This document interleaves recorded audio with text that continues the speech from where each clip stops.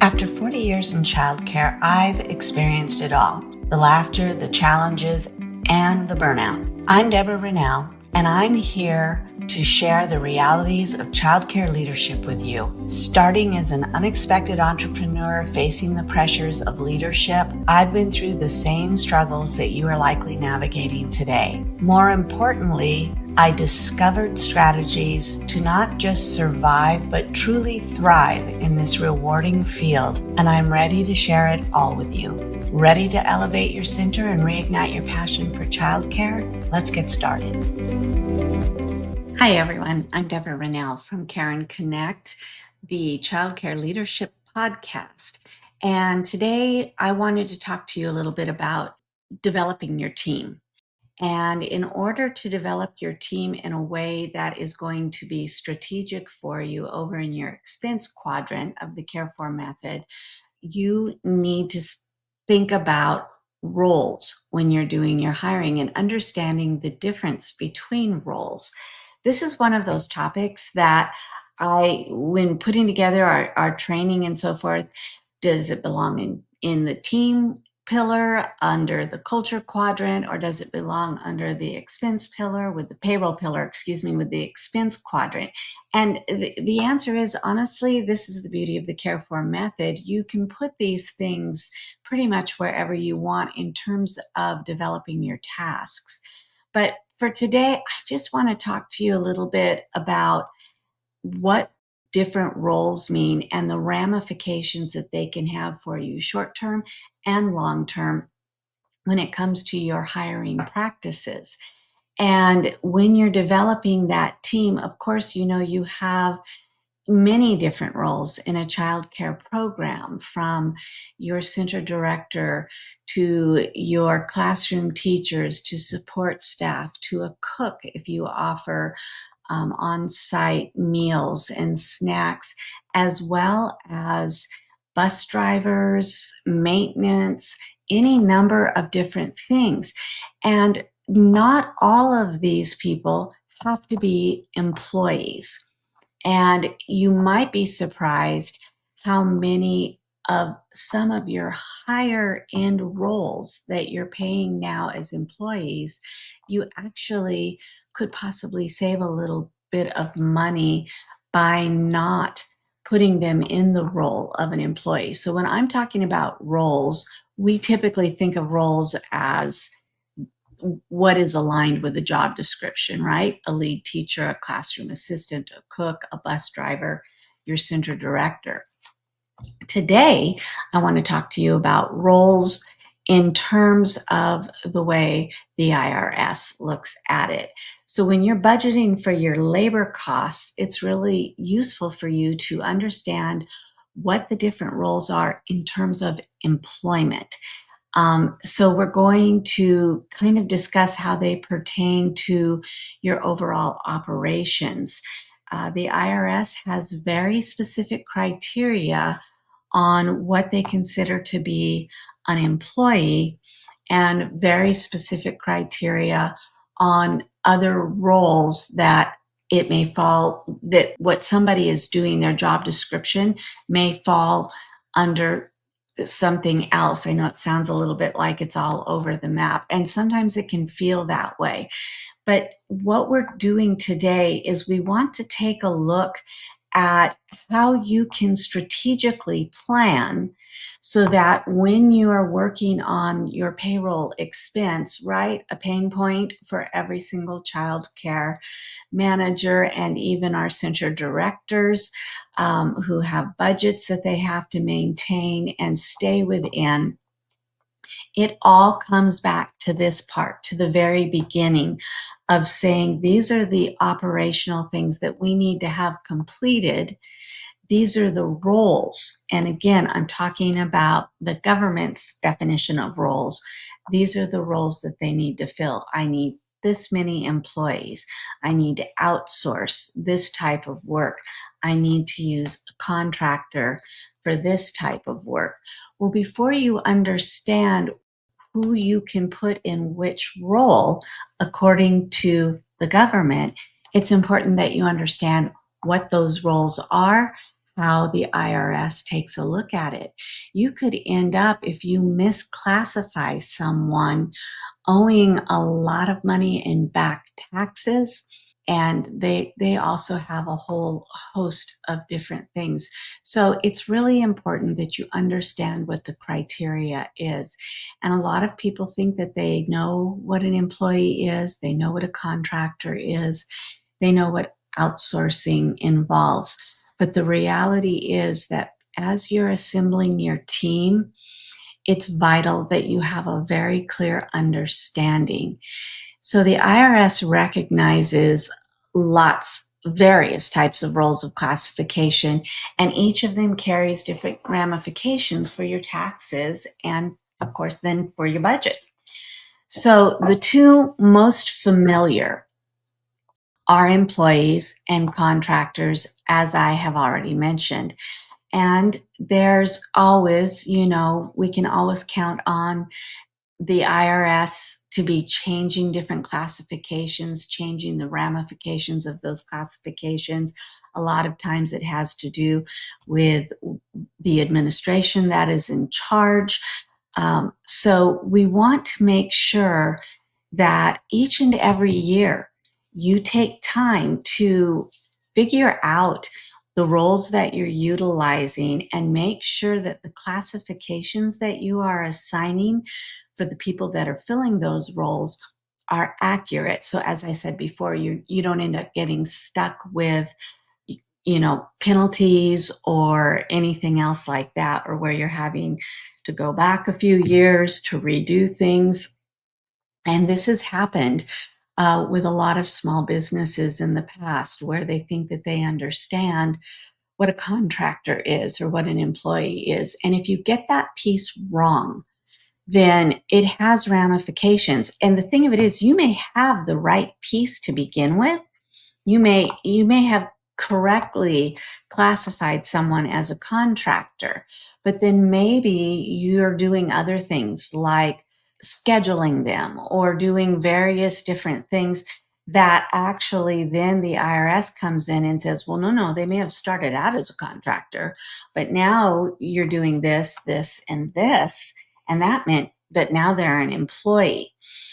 A contractor going to an employee is something that the IRS is there easier with you over that type of a change than the reverse. Taking an employee and making them a contractor has a lot more ramifications to it, and they're going to probably scrutinize a little bit more closely if you try to take somebody who was once an employee and make them a contractor. So the first thing to understand is that IRS is going to look at the employment, what they call the employment relationship. And there's two distinct categories of workers, and each one has its own legal implications, and understanding the difference between them is going to be key in making sure that you stay out of hot water, and that as you're developing your team, you have the proper classifications for the roles. So employees tend to have a formal, ongoing relationship with the employer. They're typically working under direct supervision. You can tell them what time that you need them to arrive, when you need to send them home. You basically control the expectations, the hours, and so forth. Whereas contractors, they're more like freelancers, also known as independent contractors. And a lot of times they're hired for a specific project or for a defined period of time. But that doesn't always have to be the case. You can have a contractor who is an ongoing contractor. They provide their own tools and resources. They have greater flexibility. In other words, you don't necessarily get to tell them what time to come to work and what time to go home or anything like that. They're not punching a time clock for you. Not that we punch time clocks anymore, but your contractor is typically somebody who is kind of on their own. They're running their own business, so to speak. And basically, you let them know what work you need done, and then they will work around that. Now, that's not to say that you can't have certain expectations or stipulations as the customer, right? You can, and they can still be a contractor. But the difference between them and an employee is you can tell the employee, I want you to start at 8 a.m. and I want you to work until 4 p.m., 5 p.m., and you're going to get this long of a break. You can't do that with a contractor. So with a contractor, they're kind of going to say, okay, you need this job done. And it will be up to them to decide when they are going to execute on that, because really all you're concerned about with a contractor is the end result, right? So the other area, and why this matters to the IRS and should matter to you, is taxation. Employers are responsible for withholding income taxes, Social Security, Medicare taxes, and we're also responsible for contributing. As you know, I know here that I am just telling you things that you already know. You have to match some of those taxes. You have to make sure to withhold them. You have to make tax deposits. You may have a CPA that does that for you. You may use a payroll service that takes care of that. But nonetheless, in one way or another, whether you're doing your own payroll, whether someone's doing it for you, you're responsible for making sure that those taxes are withheld and that you as the employer are matching anything that the law requires you to. Contractors are a different story. They're responsible for paying their own income taxes, and they pay, in some cases, a self-employment tax, which will cover their Social Security and their Medicare. And in some cases, depending on how much they're earning, they might have to make estimated taxes. But the bottom line for you is that that is not your concern. You are simply going to pay them for the work that they have done. You're not responsible for taking any taxes out of that. You're not responsible for matching any taxes out of that.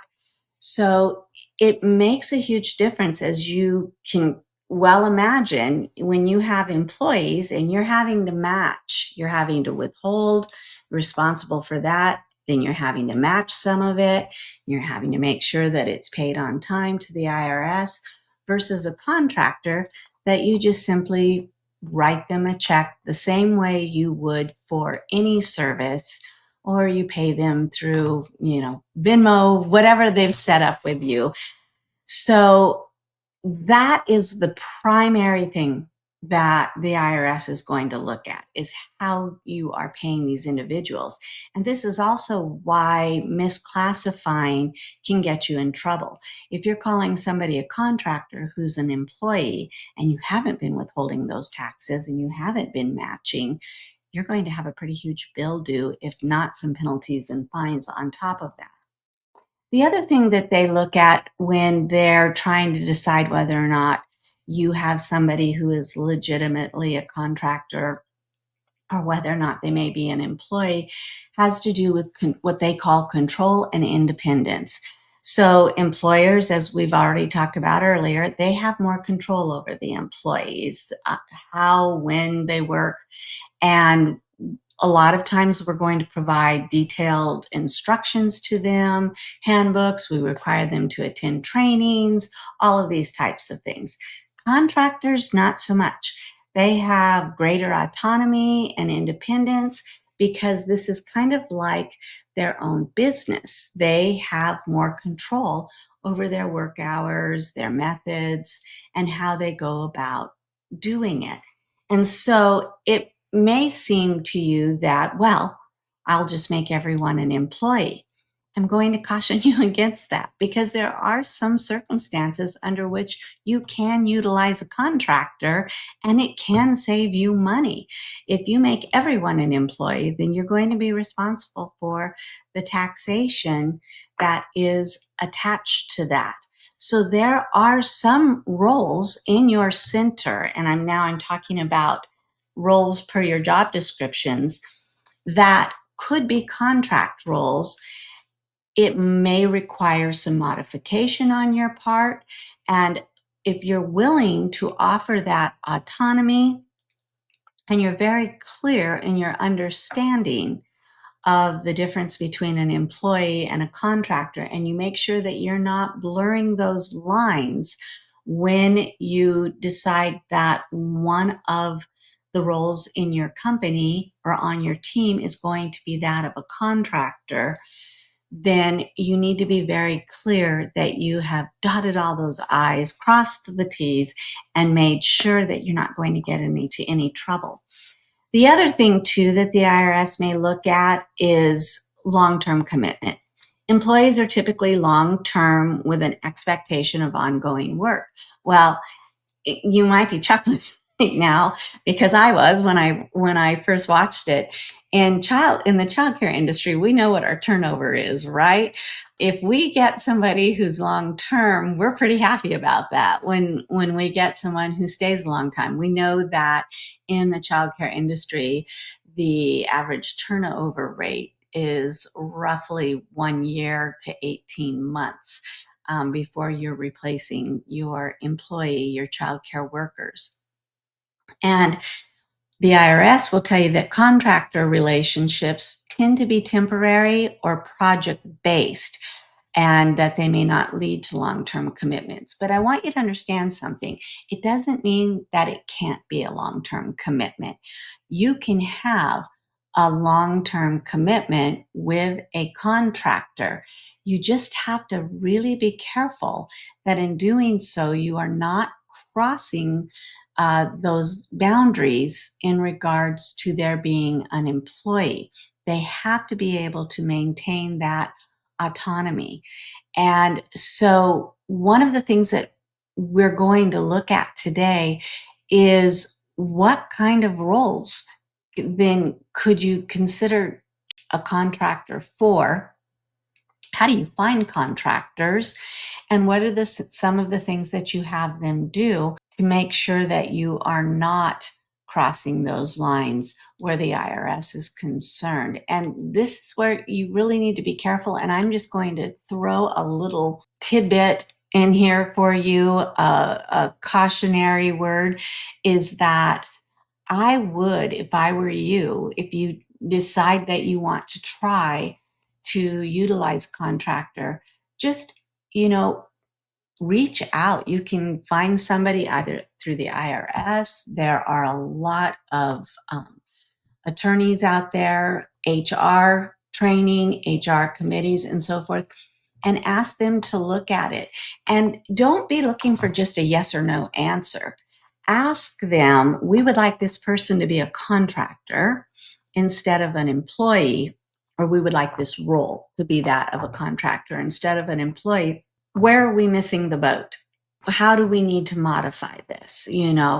And pay attention to what they're saying. So it just because maybe your first time out of the gate, there you have an HR attorney or somebody saying, yeah, the IRS is still going to call that an employee.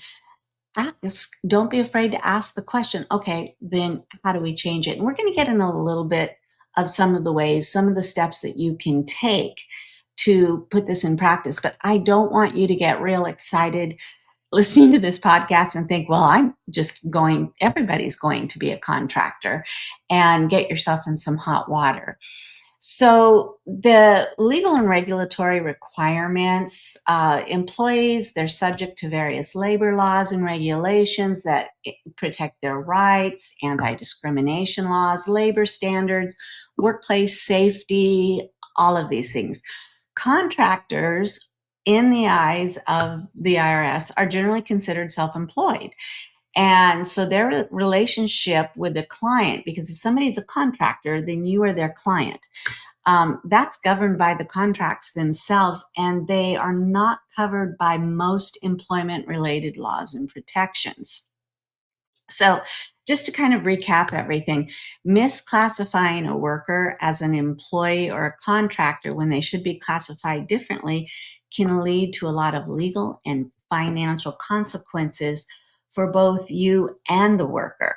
So it's essential that you understand the difference, that you confirm your understanding of the difference in your specific situations, and that you're complying with labor laws to avoid any kind of legal issues, that you're ensuring fair treatment of your workers. And again, I know I've already said it 100 times, consult with legal or HR professionals is advisable when you're making these determinations. So you're probably thinking, okay, well, Deb, how does this apply in your childcare environment? Why do I even care about this? Are there potential savings in understanding the parameters of each classification? Well, the answer is yes. So the steps that I kind of followed through with and encourage you to do is when you're thinking about role classification in childcare, think about each of your roles and align them to each of the classification roles. And start with the roles which your program is not required to have. And I'm going to say that again because it's so important. In our minds, every role is a necessity, right? The cook's a necessity, the bus driver's a necessity, the director's a necessity, the assistant director, the closer, teachers and classroom assistants. They may be necessities, but are they requirements? Are you required to have a cook? Are you required to provide meals and snacks? Are you required to offer transportation? Are you required then to have bus drivers and so forth? A lot of times requirements have to do with what your program is offering, but it doesn't have anything to do with role classification in terms of employees versus contractors. So when you begin with the roles in your program that aren't required, for example, in our center, we've been in the community for 35 years. We have always had a front desk. When you enter into our center, we've been in 2 different locations now. When you enter, there's a reception area, there's a front desk area. Well, that's not required. We don't have to have any reception area or any front desk, which means that anyone that we hire to operate that front desk, if it's not a required role, in other words, if their job is just that of front desk supervisor or receptionist, well, then it's going to mean that that role could potentially be that of a contractor. I'm not saying that it would be, it would depend. If you're going to require them to come up and be there at a certain time, and you're establishing these things that we talked about earlier, then it could still very well be that they're going to be classified as an employee. I'm just using the front desk as an example. Our front desk staff are, in fact, employees, but that would just be one example. So I want you to think about the things in your program that are not required. You're not required to have. We're not required to have a front desk. The next thing you want to think about is how flexible are the hours around that role. So let's say you identify something. We can stick with the front desk theme if you want. And we're going to say that how flexible are the front desk hours? Do they have to report to anyone? Do they have to work on site? Does the work that they do have to be done there on site? These are just some of the questions that you're going to want to run through. Now, working on site doesn't necessarily automatically mean they're an employee. If they're allowed to come and go as they need to, then again, they have that autonomy, all right? If it's yes, and that they align with all the other parameters in role classification, then you might be able to save payroll tax dollars by calling them a contractor, classifying them to a contractor. If it doesn't quite align, in other words, you have very specific things that you want them to do, specific hours that you want them to be there, then, and there's no modifications that you can make to the role, then you may not be able to align them as a contractor. But there's what you want to think about. Are there modifications to the role? In other words, can the role still meet the objectives that you are hoping that it will meet, but can it be done without the stringent guidelines of an employee? So let's just use another example for you is your center cook menu plan, shop and prep on their own schedule. Can your cook plan the menu?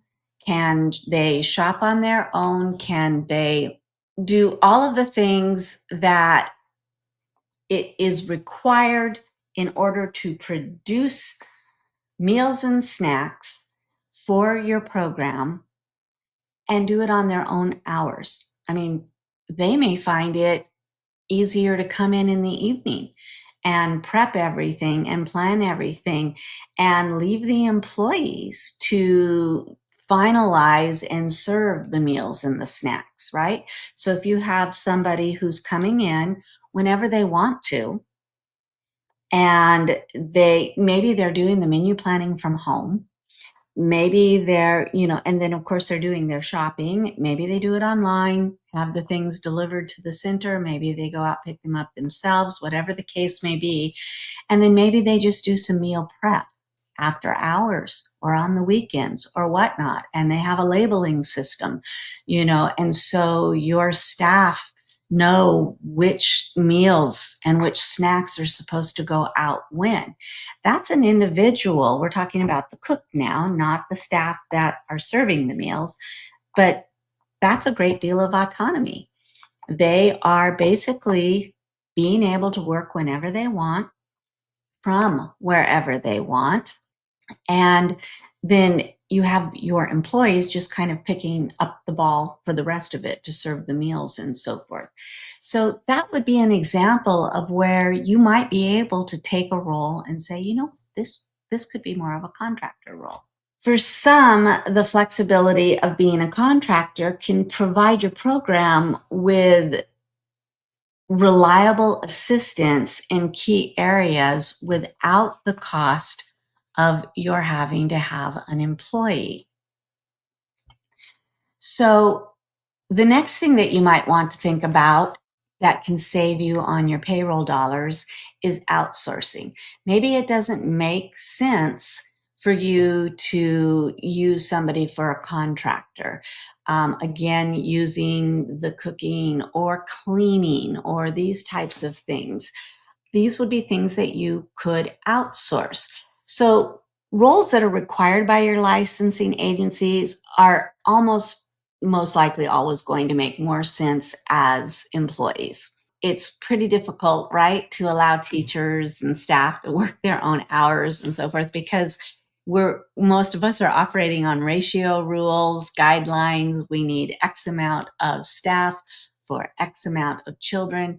So being able to tell everybody, just come in when you feel like it and, work in whatever classroom, that doesn't make a lot of sense. But the other areas that you might want to think about, though, because you are paying your employees while they're there, but what tasks are your employees undertaking? Are there tasks that you are paying them to do hourly or salary that would maybe better be served, and it makes more budget sense having an outside service or contractor, if that's the case, do them? So in other words, you're freeing up your employees for other tasks, or you may even be able to reduce the number of employees that are needed. So the next thing is the area that I always like to tell everybody to think about is you and your admin. So what are your pain points? Is it enrollment tours? Is it data entry? Is it billing? Is it collection? Can these things be outsourced? Can you hire a contractor or even a virtual assistant? And that a virtual assistant service is something that Childcare Management Solutions offers. You can go to our website to learn more about it.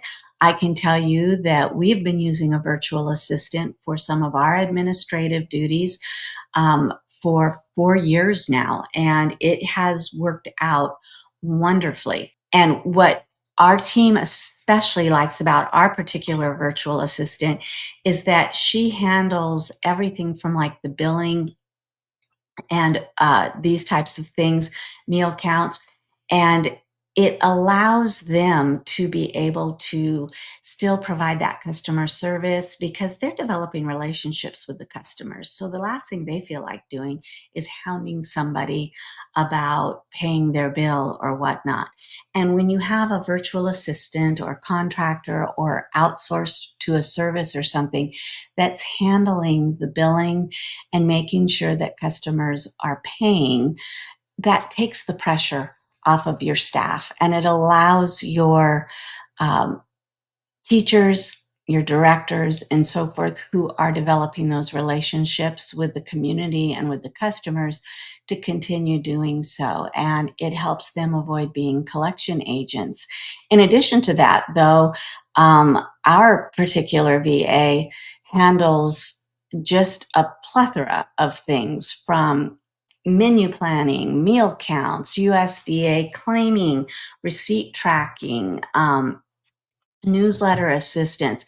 And our payroll.